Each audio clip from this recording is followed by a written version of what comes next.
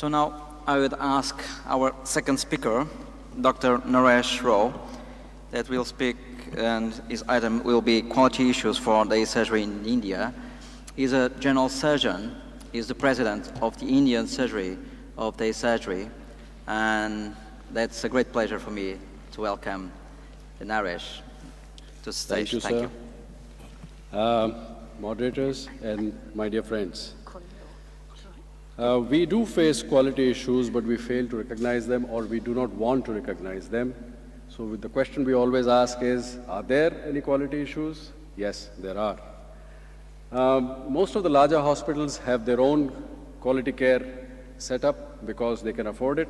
But we are talking about the smaller nursing homes which are there, or day surgery centers which are coming up now, which are starting from 2 to 5 beds to 50 beds. On an average is 15 beds, because that is the minimum requirement for registration of your nursing home as of now in metropolitan cities. And the registration is granted by the government, the state government. They have certain criteria that you need to fulfill to get that registration. Like, for example, you need to have a separate entrance, because most of the nursing homes are in the residential buildings. Part of the residential building is converted into a commercial property, and that is where you have your nursing home set up. You require the fire department's no objection certificate. You have to create a waste disposal setup and a method of utilizing that, and all these amount to your procuring the registration to run the nursing home. These are the minimum requirements that are there. I will not go into too much of details.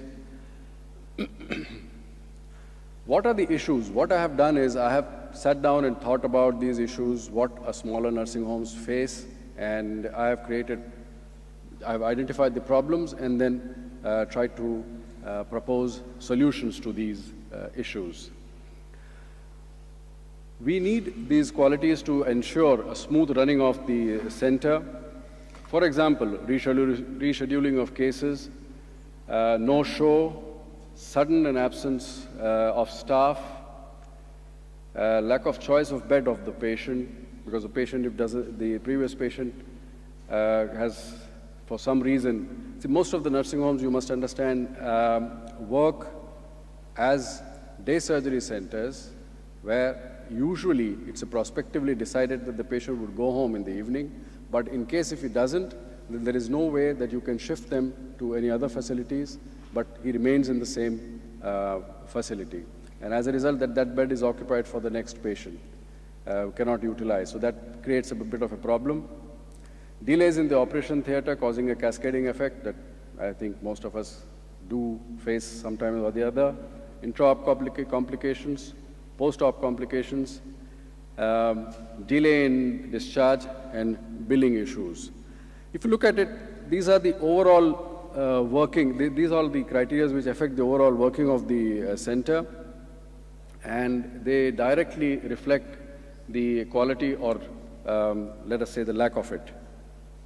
Therefore, it's very important, to my mind, to recognize these areas of potential problem and deal with them effectively. So, first we need to think what can go wrong and then find a solution. Problem. City of Mumbai is as expensive as maybe Tokyo and Manhattan. Cost of property is very high, so the cost of your center becomes very high, and obviously your overhead cost increases. You need to look for qualified doctors, qualified nurses, qualified supportive staff. Level of literacy of patients is also something of an issue which you need to tackle on a day-to-day basis. Their comprehension level is very, very low, and of course, cutting corners can always create its own issues. The main problem to my mind in the setup is the communication or lack of it. It's a failure to recognize a problem or failure to anticipate. The problem arises from patient selection, patient preparation, training of your staff, and failure to follow the set protocols.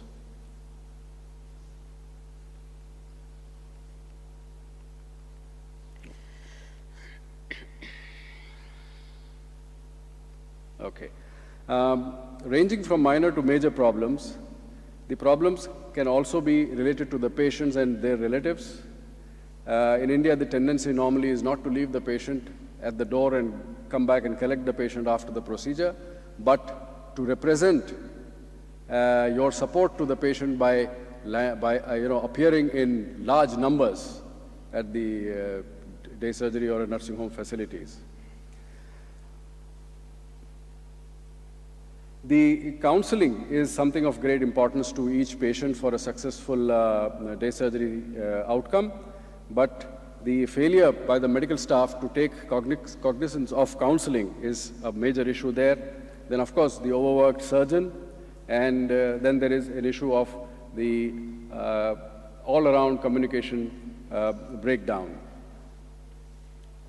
From the patient side, there is non-compliance of preoperative orders or instructions. They land up sometimes to your center without your consulting paper. We have thought about keeping duplicate papers of scheduled patients so that we know what surgery has been scheduled. They land up without investigations. Here again, the patient is investigated in the pre-op consultation, and they come for surgery at the day of appointed time with all the investigations and papers. In spite of giving clear instructions, they do not come nil by mouth as is required.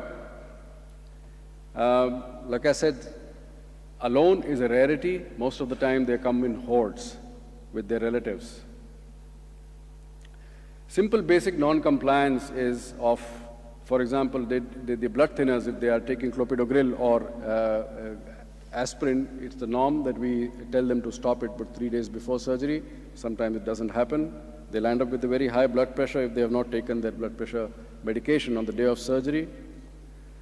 So the solution that we find to overcome these problems is to give them written instructions as part of the protocol, explain each and everything verbally also, reconfirm with the patient, train your staff and reconfirm with the patient the night before, ask them to report well in advance on the day of appointed surgery, and if possible, to give the patient the medication in the immediate pre-op period. When the patient arrives to the center, the reception is the one that takes care of the scheduling of the surgeries and the allotment of beds, informing the concerned doctors, surgeons, and the anesthetic team, completing the indoor papers, and handing over the patient with the papers to the staff nurse. Now, these do not happen sometimes. There is a problem. We instruct the reception, if they can't understand something, to ask questions. Write down everything, no verbal communication. Reconfirm if the patient is to be discharged at what time. Call and inform the surgeons well in time. It's part of the protocol. Ask the patient to fill in the complete details. If not, then you do it yourself. Allot a number, ascertain the nature of the surgery of the patient, and try and create this as part of the protocol of the system. When the patient is at the ward nurse, the incomplete, prepared patient is kept the way they are. They fail to check for the investigations. There is delay in informing the surgical team. Housekeeping can be a big issue. And of course, the patient's hygiene. Again, protocols come in place and they help a lot. We believe we have tried now to take the signature or the initials of the nurse who's handling the patient, whether they have followed the protocols. And if there is any question, they are free to ask us. Ascertaining the nature of the surgery, they can prepare the parts of the patient, mark it. When in the operation theater, if they are not being informed well in advance, there is a failure of preparation. The site and the site of surgery is sometimes which needs to be ascertained. There can be injury during surgery, foreign bodies left behind, a hasty surgeon, distraction. I have seen most of the surgeons coming into the operation theater with their respective cell phones, iPads, and all the electronic paraphernalia. Not enough time gap between surgeries is a big concern. Improper note and handing over of the case once it is done, and then in between the surgeries, disinfection of the operation theater. These are the issues. The solution is to ask the anesthetists and surgeons in advance so that the operation theater staff can be prepared. Reconfirm the site and site before surgery by the anesthetist as well as by the surgeon. Be proactive is the suggestion given to the anesthetist and the other team to point out the suspected injury to the surgeon during the surgery itself. Instrument counts, of course, is something that we follow quite stringently. Proper precautions are to be taken even if you are in a great hurry. Time out is a concept that we are trying slowly to build into a busy operation theater. Again, written communication and a set disinfection protocol in between cases. When the patient is back in the ward, there is an issue of staffing, inadequate monitoring, failure to identify the complications, hurrying up the recovery process so that they can send the patient home.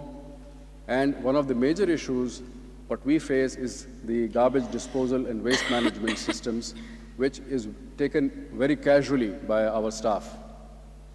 Solution is to teach them not to take any shortcuts, be aware of the complications and look for them. Take time in going through the recovery process. Don't hurry it up. And a protocol should always be there to follow as far as the waste management is concerned.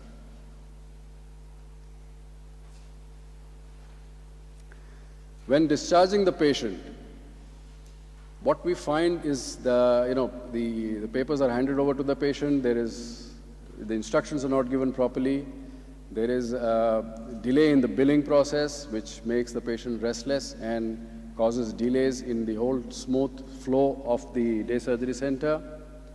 And again, failure by everyone in anticipating the problems that can arise during discharge, or if there is a need to transfer the patient to indoor facilities, if there is a separate indoor facilities.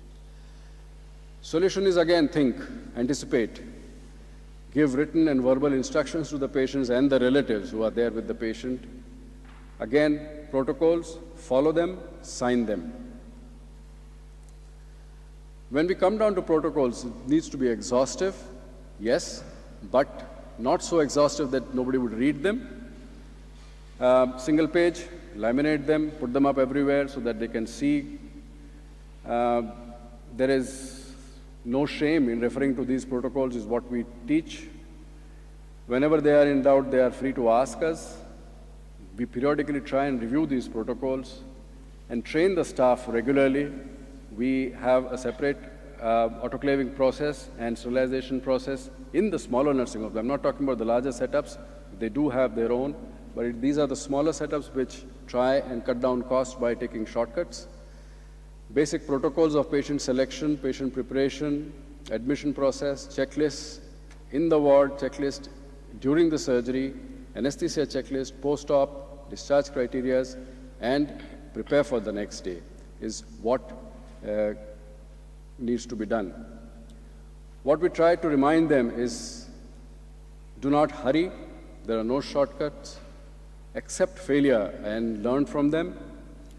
Train everyone to write down everything, cross-check, do not follow blindly, always safety first, and communicate. Thank you so much.